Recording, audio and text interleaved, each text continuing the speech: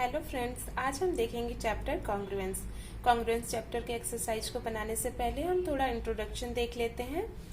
Congruent figures, दो figures congruent होते हैं जब उनके साइज और शेप दोनों इक्वल होते हैं। एक एग्जांपल देख लेते हैं हम लोग। जब हम 10 रुपीज का सिक्का ले लेते हैं, आप कोई भी सिक्का ले सकते हो जो सेम शेप और साइज के हों। ये दो 10 रुपीज का सिक्का जब हम लेंगे तो इसके ऊपर जब इसे रखेंगे तो ये क्या करेगा, फुल्ली कवर कर लेगा, इसे पूरी तरह ढक लेगा। तो ये क्या है, कॉन्ग्रुएंट फिगर्स है। इसी तरह हम लोग ले सकते हैं A4 साइज पेपर। जब एक A4 साइज पेपर को हम दूसरे A4 साइज पेपर के ऊपर रखेंगे तो वो क्या करेगा, फुल्ली कवर कर लेगा, एक दूसरे को हमें कुछ दिखाई नहीं देगा आर पार, मतलब एक फिगर दूसरे फिगर को पूरी तरह ढक लेगा। तो वो क्या कहलाता है, कॉन्ग्रुएंट फिगर कहलाता है। ओके, इस चैप्टर में क्लास 7 के कॉन्ग्रुएंस के चैप्टर में हम कॉन्ग्रुएंस ऑफ ट्रायंगल्स के कंडीशंस देखेंगे। इसमें पहला कंडीशन है SSS कंडीशन। इसे बोलेंगे साइड साइड साइड कंडीशन भी बोलते हैं। जब दो ट्रायंगल ABC और DEF, हम एग्जांपल ले लेते हैं। इसमें क्या होगा, तीनों साइड्स, इसके तीनों साइड्स के इक्वल होगा।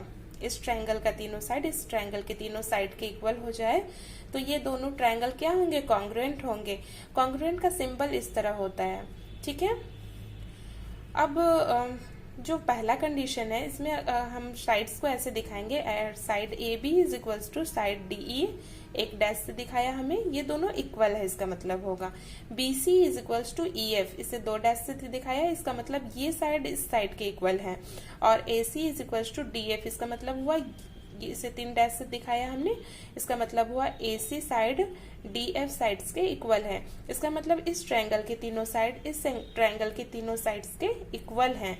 तो ये दोनों क्या होंगे, कॉन्ग्रुएंट होंगे।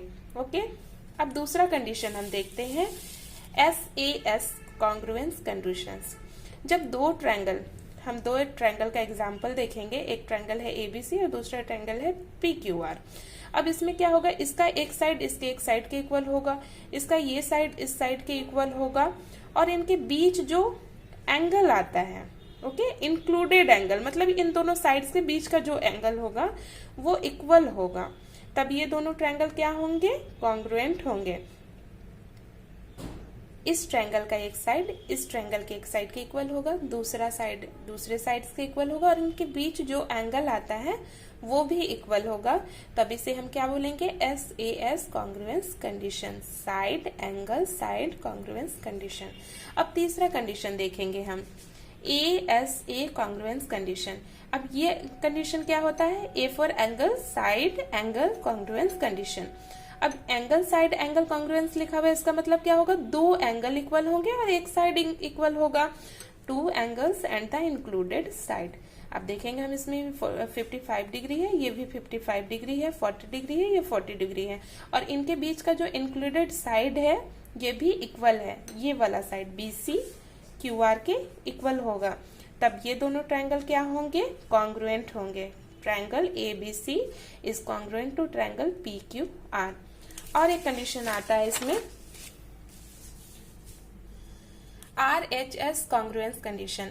अब ये RHS क्या है, राइट हैंड साइड नहीं है, ये है right angle hypotenuse side congruence condition. ये कंडीशंस जो होता है वो राइट एंगल पे वैलिड होता है। जब दो राइट एंगल में एक हाइपोटेनस इसके हाइपोटेनस के इक्वल हो, एक साइड इस ट्रायंगल का इस ट्रायंगल के साइड्स के इक्वल हो, तो ये दोनों क्या होगा, कॉन्ग्रुएंट होंगे। इसमें 90 डिग्री होता है, क्योंकि ये राइट एंगल ट्रायंगल है तो इसमें एक एंगल 90 डिग्री होगा ही होगा। तो इन दोनों ट्रायंगल में हम क्या देखेंगे, इसका हाइपोटेन्यूस इसके हाइपोटेन्यूस के इक्वल हो और एक साइड इनका एक दूसरे से इक्वल हो, तो ये क्या होगा, ये दोनों ट्रायंगल कॉन्ग्रुएंट होगा। अब ये तो कंडीशंस हो गए, 4 कंडीशन हो गए जिससे हम चेक करेंगे कि कोई दो ट्रायंगल कॉन्ग्रुएंट है या नहीं है। पर इसमें भी कुछ कुछ हमें देखना और जरूरी होता है, रिमार्क्स होते हैं जिन्हें हमें ध्यान देना जरूरी होता है। जैसे हम दो ट्रायंगल ले लेते हैं, एक ट्रायंगल ABC है, दूसरा ट्रायंगल PQR है।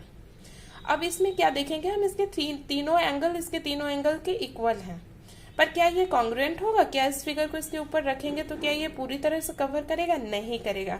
इसका मतलब क्या होता है, अगर एक ट्रायंगल के 3 एंगल दूसरे ट्रायंगल के तीनों एंगल के इक्वल होंगे तो वो कॉन्ग्रुएंट हो भी सकता है और नहीं भी हो सकता है, ये जरूरी नहीं है। हाँ, अगर ये इसी साइज का होता है जिस साइज का ये है तो ये दोनों कॉन्ग्रुएंट हो सकता था। पर अगर हम ऐसे देख के बस नहीं बोल सकते कि ये दोनों कॉन्ग्रुएंट है, बस एंगल देख के हम नहीं बोल सकते हैं। दूसरा कंडीशन होता है कॉन्ग्रुएंस ऑफ एरिया। अब एरिया देख के भी क्या बोल सकते हैं, इसका एरिया सेम है, इसका एरिया सेम है, अगर इन दोनों शेप्स का, तो क्या ये कॉन्ग्रुएंट होगा? नहीं होगा। क्या इस शेप को इसके ऊपर रखेंगे तो ये कॉन्ग्रुएंस हो जाएगा? नहीं होगा। ये दोनों को कवर कर पाएगा? नहीं कर पाएगा। अब हम लोग एग्जाम्पल लेते हैं, एक रेक्टेंगल लेते हैं जिसका लेंथ है 6 सेंटीमीटर, ब्रेथ है 2 सेंटीमीटर। उसी तरह एक रेक्टेंगल लेते हैं जिसका लेंथ है 4 सेंटीमीटर और ब्रेथ क्या है 3 सेंटीमीटर। अब एरिया ऑफ रेक्टेंगल क्या होता है? लेंथ इंटू ब्रेथ होता है। अब इसका लेंथ है 6 और ब्रेथ है 2, हम मल्टीप्लाई करेंगे तो क्या होगा? 12 सेंटीमीटर स्क्वायर। इसका एरिया 12 सेंटीमीटर स्क्वायर हो गया। अब दूसरे रेक्टेंगल का एरिया निकालते हैं, ये भी लेंथ इंटू ब्रेथ ही होता है। लेंथ इसका 4 सेंटीमीटर है और ब्रेथ 3 सेंटीमीटर। जब हम मल्टीप्लाई करेंगे तो क्या हो जाएगा? 12 सेंटीमीटर स्क्वायर। इसका मतलब क्या है? दोनों का एरिया तो सेम है, पर जब इस रेक्टेंगल को इस रेक्टेंगल के ऊपर रखेंगे तो क्या ये फुली कवर कर पाएगा? नहीं कर पाएगा। इसका मतलब ये जरूरी नहीं है कि एरिया भी सेम हो तो दो शेप्स कॉन्ग्रुएंट हो। तो ये हमारा इंट्रोडक्शन यहीं पे फिनिश होता है और एक्सरसाइज हम नेक्स्ट वीडियो में देखते हैं। Thank you.